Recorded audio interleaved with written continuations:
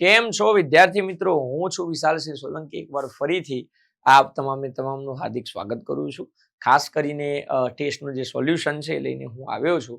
Test તમે બધે આપી દીધી હશે, વ્યવસ્થિત રીતે વાંચ્યું હશે એ હું આશા રાખું છું. ટેસ્ટના સોલ્યુશનની વાત કરીએ તો નીચેનામાંથી કયું વાક્ય અયોગ્ય છે? અયોગ્યની વાત કરીએ તો પહેલું વાક્ય છે કે ગુપ્ત વંશની રાજભાષા સંસ્કૃત હતી. બે વાત સાચી છે, કેમ કે ગુપ્ત વંશની અંદર જેટલા પણ અભિલેખો તમે જો, જેટલા પણ સાહિત્ય રચનાઓ મોટાભાગે થઈ છે, મોટાભાગે કાલિદાસ દ્વારા અભિજ્ઞાન શાકુંતલમ છે, વિક્રમોર્વશિયમ છે, મેઘદૂતમ છે, ઋતુસંહાર છે, કુમાર સંભવમ છે, બધી જે છે એ એવું કહી શકાય કે સંસ્કૃતમાં રચના થઈ છે. એકદમ સાચું છે, આ સાચું છે. ઓકે, બીજું, ગુપ્ત વંશનું રાજચિહ્ન ગરુડ છે. આ પણ એકદમ સાચું છે. પરમ ભાગવત વૈષ્ણવ ધર્મ અંગીકાર કર્યો હતો અને એટલા જ માટે આ વિધાન પણ સાચું છે, આ વિધાન પણ સાચું છે. ખોટું છે આ વિધાન. ગુપ્ત વંશની રાજધાની વિદિશા નહીં, પણ ગુપ્ત વંશની મુખ્ય રાજધાની કઈ હતી? તો એ પાટલીપુત્ર હતી. કઈ હતી? પાટલીપુત્ર. અને આ પાટલીપુત્ર એટલે આજનું પટના. હમરે બિહાર મેં ચુનાવ લડેગા બડબડબક લાલુજી. સમજ रहे हो बबुआ? चलो, तो राइट आंसर आनी अंदर डी थશે, કેમ કે ખોટું છે. આગળ વાત કરીએ, કઈ જોડ યોગ્ય છે? યોગ્ય જોડ શોધવાની કીધી છે. બોલો, યુદ્ધ વિજયની વાત કરી છે. યોગ્ય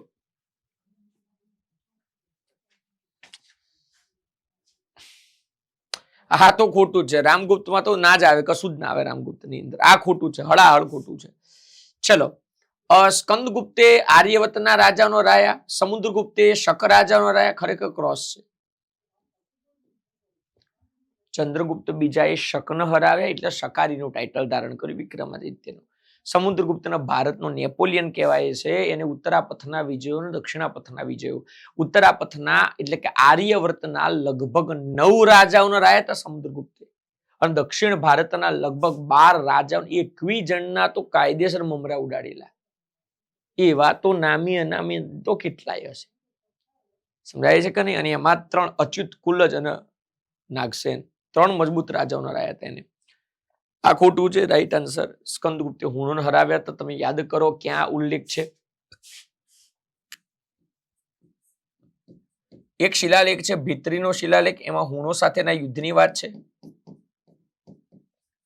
હુણો સાથેના યુદ્ધની વાત છે. અને એક બીજો છે ગિરનાર, જુનાગઢનો શિલાલેખ.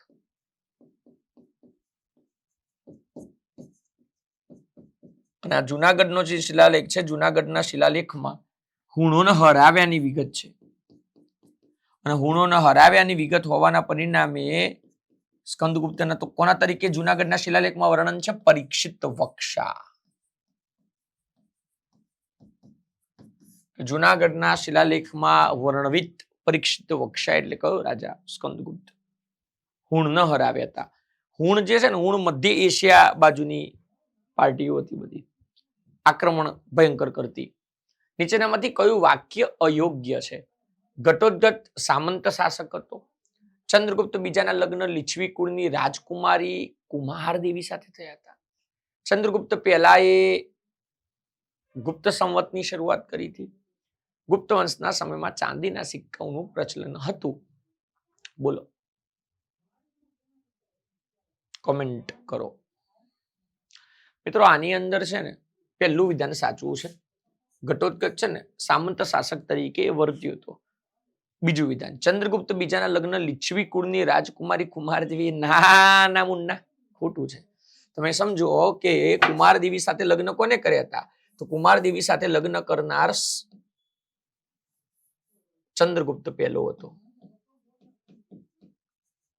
ચંદ્રગુપ્ત પહેલો બીજો છે ને, ચંદ્રગુપ્ત પહેલાના લગ્ન કુમારદેવી. કુમારદેવી કઈ જાતિની હતી? લીછવી જાતિની હતી. લીછવી એટલે વૈશાલી. બંને વચ્ચે લગ્ન થઈ જાય છે, પરિણામે એ બંનેનો પુત્ર એટલે સમુદ્રગુપ્ત. અને સમુદ્રગુપ્તનું એક નામ તમને યાદ છે? લીછવી દોહિત્ર.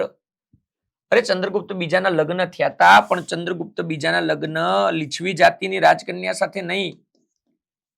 ચંદ્રગુપ્ત બીજાના લગ્ન થયા હતા કોની સાથે? નાગવંશી રાજકુમારી કુબેર નાગા સાથે. અને આ બંનેની દીકરી હતી પ્રભાવતી, અને આ પ્રભાવતીના લગ્ન દક્ષિણ ભારતના વાકટાક વંશના રાજવી રુદ્રસેન બીજા સાથે કરવામાં આવેલા. એટલે બીજું ખોટું.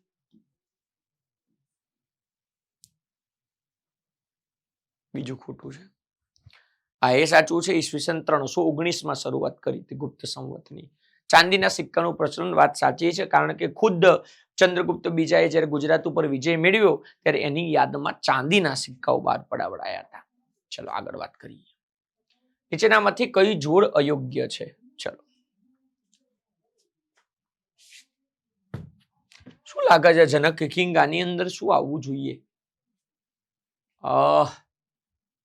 અયોગ્ય જોડ કીધી છે. શ્રીગુપ્તના સ્થાપક કહીએ, ચંદ્રગુપ્ત પહેલાના વાસ્તવિક સ્થાપક કહીએ, ચંદ્રગુપ્ત બીજાના ગુજરાતમાં સ્થાપક કહીએ, કુમારગુપ્તના અંતિમ શાસક કહીએ. ચલો, પહેલું છે સાચું છે, સ્થાપક કહેવામાં આવે છે. બીજું છે વાસ્તવિક સ્થાપક કહેવામાં આવે છે. લીછવી જાતિની મદદથી ઘણા બધા રાજ્ય વિસ્તારો મેળવ્યા હતા ચંદ્રગુપ્ત પહેલા, વાસ્તવિક સ્થાપક કહેવાય. ગુજરાતની અંદર કોને શરૂઆત કરી? ચંદ્રગુપ્ત બીજાએ શક લોકોને હરાવીને ગુજરાતમાં શરૂઆત કરી, અને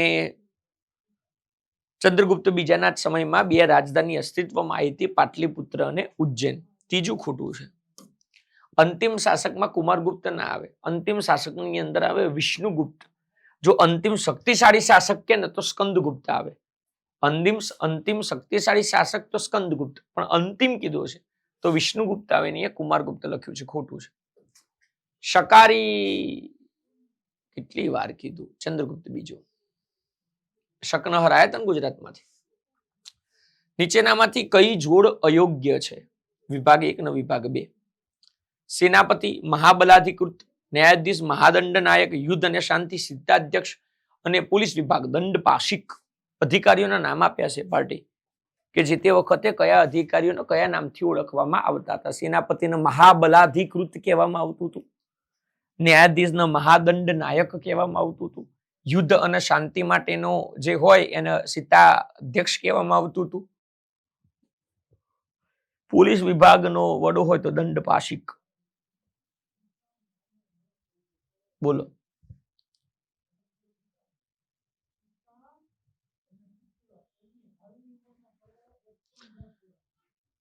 ભાઈ, શંકા કુશંકાઓ મનની અંદર થવી જ ના જોઈએ. કારણ તમને કહું. ચલો, સેનાપતિ જેના જોડે બળ વધારે, મહાબલાધિકૃત સાચું છે. ન્યાયાધીશ દંડ મહાદંડ નાયક સાચું છે. યુદ્ધ અને શાંતિ, અરે ભાઈ સિદ્ધાધ્યક્ષ ના આવે. સિદ્ધાધ્યક્ષ તો જમીન હોય ને, જમીન, એગ્રીકલ્ચર, સીતાનો અર્થ થાય જમીન. યુદ્ધ અને શાંતિ માટે તો મહાસંધિ વિગ્રહક આવે.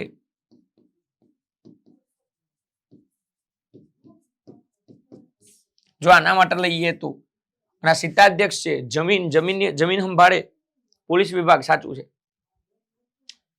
સમુદ્રગુપ્ત સાથે સંકળાયેલ નથી. સમુદ્રગુપ્તનો ઇતિહાસ પ્રયાગ પ્રશિસ્તિમાંથી મળે છે. અલ્હાબાદ ખાતે જે પ્રયાગ પ્રશિસ્તિ હતી ત્યાંથી મળે છે. પ્રયાગ પ્રશિસ્તિના રચયિતા હરિશણ તેના રાજ દરબારની અંદર હતા. એ વીણા વગાડવાનો શોખીન હતો, એક પણ નહીં. પહેલી વાત. સમુદ્રગુપ્તનો ઇતિહાસ, હા, એના પરાક્રમો મળે છે. એનો રાજ દરબારી હરિશેણ જે અહીંયા લખ્યું છે, હરિશેણે લગભગ 33 વાક્યો લખ્યા છે. અલ્હાબાદ જે સ્તંભ લેખ છે ને એમાં 33 વાક્યો લખ્યા છે, અને 33 વાક્યોમાં સમુદ્રગુપ્તના બાહુબળની વાત કરી છે, પરાક્રમની. સમુદ્રગુપ્ત પોતાના સિક્કાઓમાં વીણા વગાડતો બતાવાયો છે, એટલે કે વીણા વગાડવાનો શોખીન પણ છે. એટલે કે જવાબ શું આવે? આપેલ એક પણ નહીં. કોઈ ખોટું નથી. આગળ. કવિરાજનું બિરુદ. જિગ્નેશ કવિરાજ નહીં ભાઈ, આજે નહીં તો કાલે તન મારા વિના નહીં ચાલે. દિલનું કેવું માનું તો દુનિયા નડે છે, લોહીના આંસુ આ દિલનું રડે એ નહીં. આ જીગો નથી ભાઈ, કવિરાજ. એ હમણાં જ કીધું જે વીણા વગાડવામાં હોશિયાર છે, વીણા વગાડતો હતો. કોની વાત થતી હતી હમણાં? પોતાના સિક્કા ઉપર વીણા વગાડતો બતાવાયો છે. બોલો. આવી ગયો આગળનો પ્રશ્ન. Samudragupta is the right answer. Chandragupta બીજાના બાબતે કયું વિધાન અયોગ્ય છે? તેણે શકવંશના રુદ્રસેન ત્રીજાને હરાવ્યો. તેના સમયમાં મેહરૌલીના લોહસ્તંભનું નિર્માણ નાગાર્જુને કર્યું. તેને વિક્રમાદિત્યની ઉપાધિ ધારણ કરી અને તેને તેના લગ્ન નાગવંશી કન્યા કુબેર નાગા સાથે. બોલો ચલો શું આવે રાઈટ આન્સર? આનો રાઈટ આન્સર આવે આ અયોગ્ય છે. રુદ્રસેન ત્રીજો નહીં કાકાઓ, રુદ્રસિંહ ત્રીજો. એક વસ્તુ બદલી નાખે ને તો લોચા લાપસી થઈ જાય. રુદ્રસિંહ ત્રીજો, રુદ્રસિંહ ત્રીજાને હરાવ્યો હતો.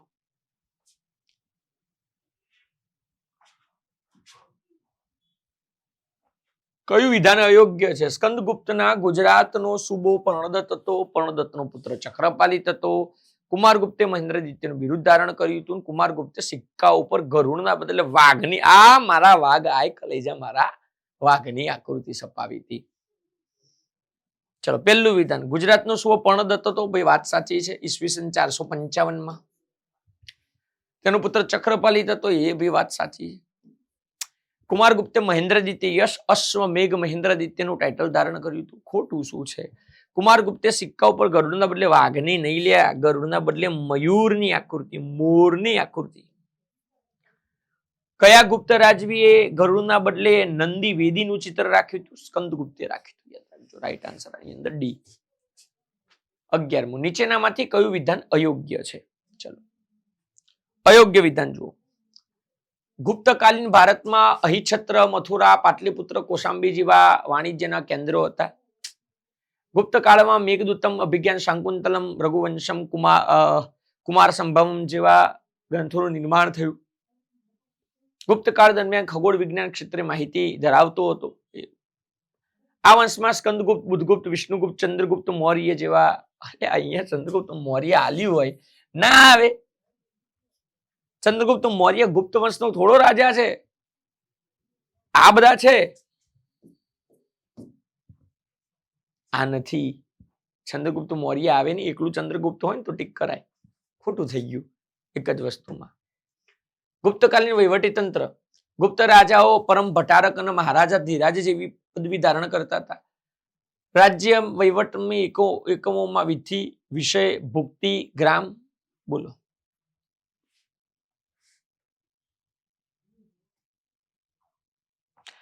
બોલીએ. ચલો શું આવી શકે? આ છે ને ક્રમ જ ખોટો છે.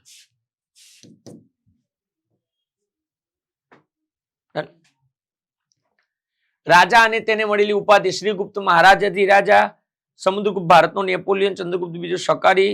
પેલું ખોટું, મહારાજાથી રાજા નહોતો. બીજા બધા સાચા છે. સમુદ્રગુપ્ત ભારતનો નેપોલિયન કહેવાતો એવી સ્મિથ, આર્થર વિન્સન્ટ સ્મિથ દ્વારા આપવામાં આવ્યું હતું. શકારી વિક્રમાદિત્ય કહેવાતો સ્કંદગુપ્તનો શક્રાદિત્ય, ક્રમાદિત્ય, પરીક્ષિત વક્ષા કહેવાતો પહેલું જ ખોટું છે. મહારાજા ધીરાજનું ટાઇટલ શ્રીગુપ્તે નહોતું ધારણ કર્યું, ચંદ્રગુપ્ત પહેલા એ ટાઇટલ ધારણ કર્યું હતું. 14મો સવાલ, નીચેનામાંથી કઈ જોડ અયોગ્ય છે? આર્યભટ્ટ ભાસ્કરાચાર્ય ગણિત સાથે, વરામીર ખગોળ સાથે, શાર્તુ ભટ્ટ પશુ ચિકિત્સા સાથે અને વાઘભટ્ટ આયુર્વેદ સાથે. અયોગ્ય. અયોગ્ય શાર્તુ ભટ્ટ છે, અયોગ્ય આવે. આના આવે. સમજાય છે કે નહીં? ચલો પશુ ચિકિત્સા માટે શાલીહોત્ર આવે. શાલીહોત્ર, હા શાલીહોત્ર આવે. આગળ વાત કરી દઈએ. સમુદ્રગુપ્ત ને ભારતનો નેપોલિયનની ઉપાધિ કોને ધારણ કરી? હમણાં જ કીધું મેં. એવી સ્મિથ, આર્થર વિન્સન્ટ સ્મિથ. લશ્કરી વિજયોના પરિણામે. પ્રસિદ્ધ ખગોળશાસ્ત્રી વરાહમિહિરે કયો ગ્રંથ લખ્યો હતો? બૃહદ સંહિતા, અષ્ટાંગ હૃદય, રોમક સિદ્ધાંત, ખંડ ખાદ્યક. ના, બૃહદ સંહિતા. બૃહદ સંહિતા, યોગ યાત્રા, પંચ સિદ્ધાંતિકા બધું કોને લખ્યું છે? વરાહમિહિરે લખ્યું છે. ડન છે. જ્યોતિષ શાસ્ત્રના 3 ભાગમાં વિભાજિત કર્યું હતું, તંત્ર, હોરા અને સંહિતા. રેડી? આગળ વાત કરીએ. 17મો, ગુપ્ત વંશનો અંતિમ રાજવી કોણ? હમણાં તો કીધો, વિષ્ણુગુપ્ત. અને અંતિમ શક્તિશાળી કહેતો સ્કંદગુપ્ત. અંતિમ શક્તિશાળી કે તો સ્કંદગુપ્ત, અંતિમ રાજવી કે તો વિષ્ણુગુપ્ત. સ્વપ્નવાસવાદ તમના રચયિતા.